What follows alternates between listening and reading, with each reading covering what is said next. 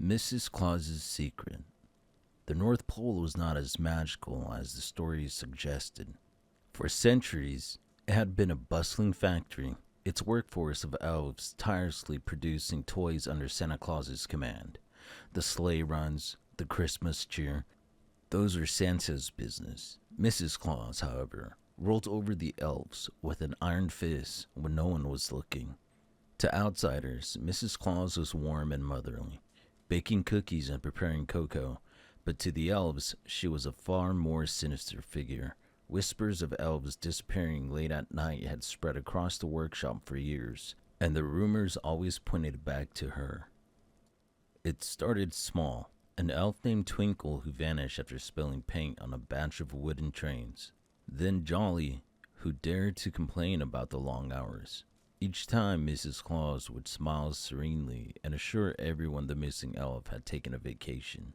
Snowflake, the workshop's most curious elf, wasn't convinced. She began to notice things others ignored.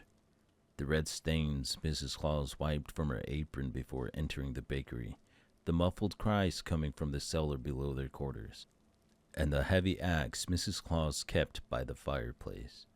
One night, unable to ignore her suspicions any longer, Snowflake decided to investigate. The Claus residence was eerily quiet as Snowflake crept through the hallways. The scent of gingerbread hung heavy in the air, masking an undertone of something foul. She avoided creaking floorboards and peeked into the kitchen, where Mrs. Claus was humming softly, her back to the door as she kneaded dough.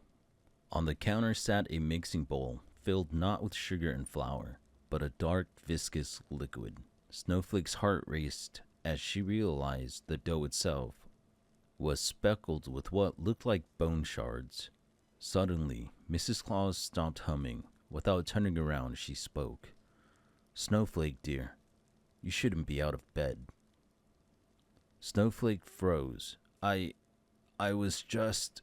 Mrs. Claus turned slowly, her kind smile replaced by a cold, predatory glare. "Curiosity is such a dangerous thing for an elf," she said. Snowflake bolted, her tiny feet pounding against the polished wood floors. Behind her, Mrs. Claus's footsteps were slow but deliberate, the sound of her axe scraping against the floor sending shivers down Snowflake's spine. "Do you know why Santa lets me stay behind every year?" Mrs. Claus called out. "Because he can't bear to see what happens here. He thinks it's easier not to ask questions." Snowflake turned a corner and ducked into the pantry, pressing herself against the shelves of preserves. She held her breath as Mrs. Claus's shadow passed by, her voice dripping with mock sweetness. "You elves are so fragile, so replaceable," Mrs. Claus whispered. "Do you know how many of you there are? Hundreds, thousands, and yet no one notices when a few go missing." Snowflake waited until the sound of footsteps faded, then slipped out of the pantry. She needed proof, something to show the others. Her eyes landed on the cellar door, slightly ajar. Swallowing her fear, she descended into the darkness. The air grew colder as she moved deeper, the smell of decay becoming unbearable. At the bottom of the stairs, she found what she was looking for, and wished she had it. The cellar was filled with the remains of countless elves. Tiny uniforms, stained with blood, hung from hooks, and workbenches were littered with cracked glasses and broken tools. In the corner, a large cauldron bubbled with a thick, red liquid. Snowflake stumbled backward, her foot catching on something soft. She looked down to see the lifeless body of Jolly, his face frozen in terror. "Do you see, Snowflake?" She spun around to see Mrs. Claus standing at the top of the stairs, the axe in her hand gleaming in the dim light. Snowflake's heart raced as Mrs. Claus descended, each step slow and deliberate. "You've seen too much, my dear," Mrs. Claus said, "but don't worry, you won't go to waste. Nothing here does." Snowflake darted toward the shelves, grabbing a jar of preserves and hurling at Mrs. Claus. The jar shattered, and the old woman hissed, momentarily blinded by the sticky syrup. Seizing her chance, Snowflake bolted up these stairs and out into the snow. The cold air stung her lungs, but she didn't stop. She had to warn the others. By the time she reached the workshop, most of the elves were asleep. She shook them awake, her words fumbling out in a frantic stream. Some didn't believe her, but others had seen enough strange things over the years to know that she was telling the truth. The group decided to confront Mrs. Claus together, arming themselves with tools and anything sharp they could find. They marched toward the Claus residence, their courage bolstered by their numbers. But when they arrived, the house was empty. The kitchen was spotless, the cellar door locked tight. "Where is she?" one of the elves whispered. Snowflake turned to answer, but stopped short. In the distance, a figure stood in the snow, her red cloak billowing in the wind. In one hand, she held her axe. In the other, a bell she began to ring softly. The sound echoed through the night, and from the darkness, other figures emerged. Twisted, half-rotted versions of the missing elves, their hollow eyes glowing faintly. "She never lets anything go to waste," Snowflake whispered, realizing too late the full extent of Mrs. Claus's horrors. As the undead elves closed in, Mrs. Claus smiled. "Merry Christmas to all," she said, her voice dripping with malice, "and to all a good night." It was Christmas Eve, and the old Anderson estate on the edge of town stood dark and foreboding against the storm. The house, long abandoned, had earned a reputation over the years, a place where people whispered of shadows that moved when no one was there, and voices that called in the dead of night. Tonight, however, it wasn't empty. Mallory Winters, a college student home for the holidays, had dared her friends to explore the house. They laughed off the local stories as superstition, armed with flashlights and a flask of spiked cider. But as the storm worsened, their bravado began to wane. "Are we seriously doing this?" Jake asked, his breath visible in the icy air as he trailed behind the group. "It's just a house," Mallory replied, her tone defiant. "A creepy, ancient, murdery house," Sarah added, clutching her coat tighter. Mallory rolled her eyes. "It's just for fun. We'll go in, look around, and leave. 5 minutes, tops." The others exchanged uneasy glances, but followed her to the front door. It creaked ominously as it opened, revealing a dark interior coated in decades of dust and decay. The smell of mildew and something faintly metallic hit them immediately. "Gross," Sarah muttered, shining her flashlight down the long hallway. Inside, the cold seemed to intensify. The group's laughter faded as they explored, their footsteps echoing in the cavernous rooms. The wallpaper was peeling, and the furniture was covered in white sheets, giving the place an eerie, ghost-like appearance. Jake wandered toward an old mirror, its surface fogged over and cracked. "Why is this even still here?" he muttered, wiping at the glass. For a brief second, his reflection flickered, replaced by something twisted and monstrous. A face with hollow eyes and a mouth stretched impossibly wide. Jake stumbled back, heart pounding. "Did anyone else see that?" he asked.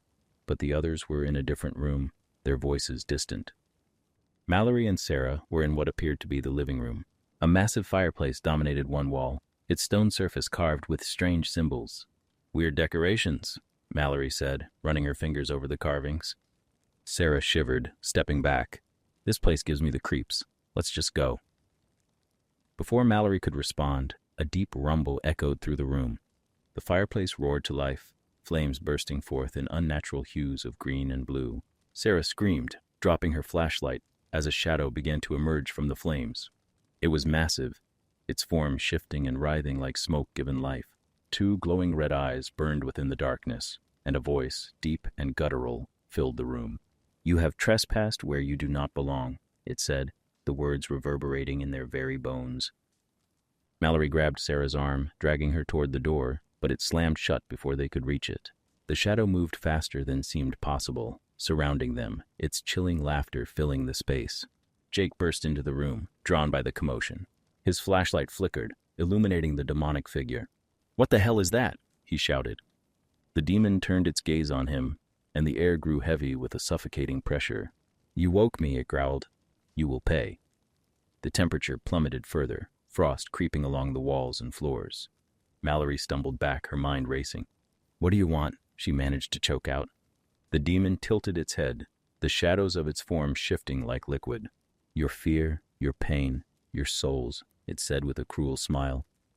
The group tried everything, banging on doors, throwing furniture, screaming for help, but the house seemed alive, trapping them in an unending maze. Jake found himself separated from the others, wandering into a room filled with old toys. A jack-in-the-box began to play on its own, the haunting tune echoing in the cold silence. When it popped open, a skeletal hand shot out, dragging him into the shadows. His screams cut off abruptly, leaving an eerie silence.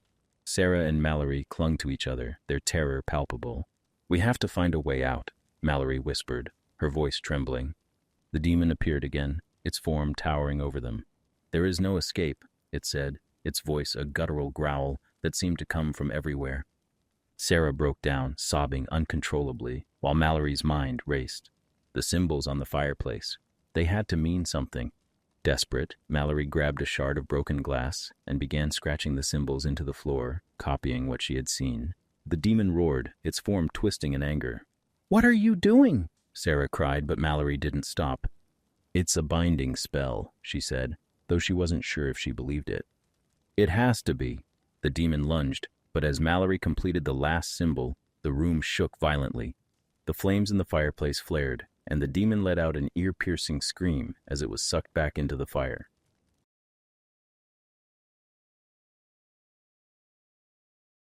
Inside the Johnsons' home, the glow of Christmas lights cast a warm hue across the living room, where a half-decorated tree stood surrounded by unopened boxes of ornaments. Rachel Johnson, a single mother, was upstairs tucking her 7-year-old daughter, Lily, into bed. "Santa's coming soon," Rachel said with a smile, pulling the blanket snugly around Lily's small frame. "Do you think he'll like the cookies we made?" Lily asked, her eyes wide with excitement.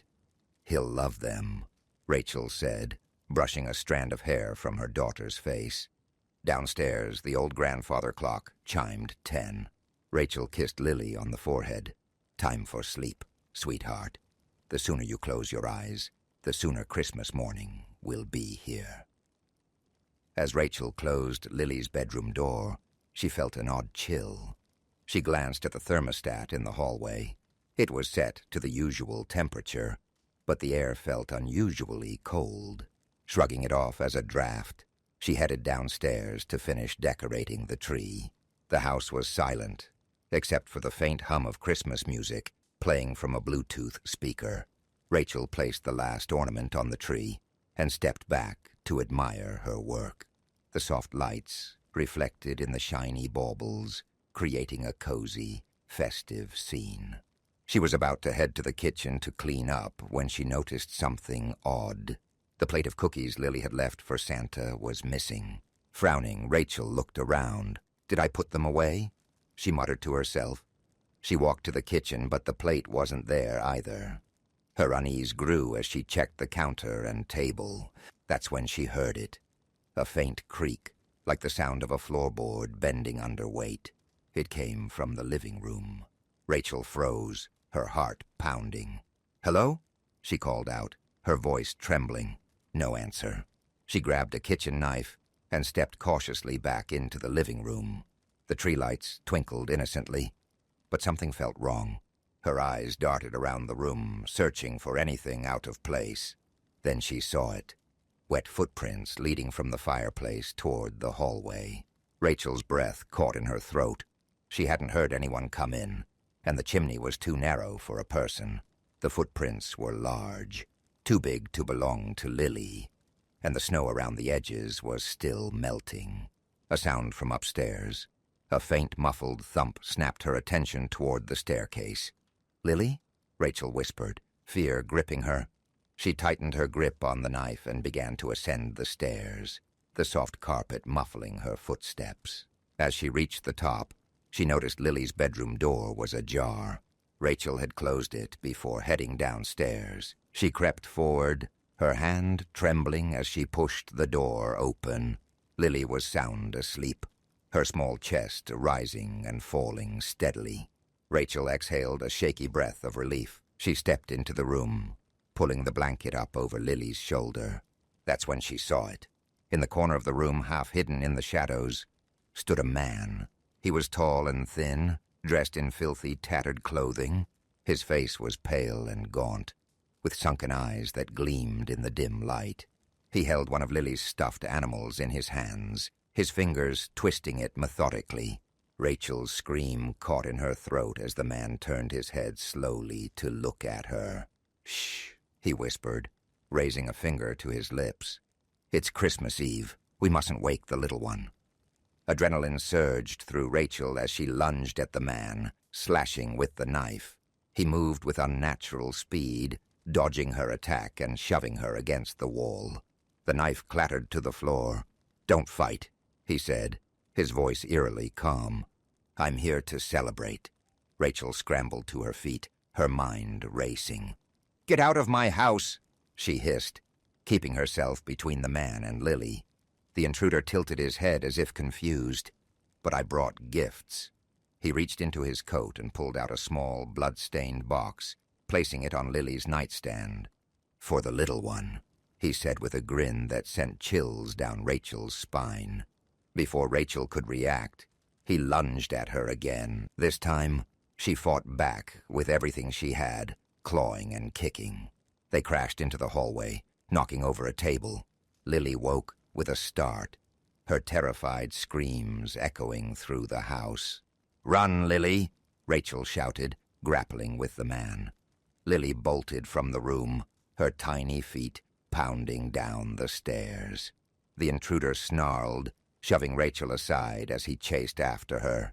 Rachel grabbed the knife from the floor and ran after them.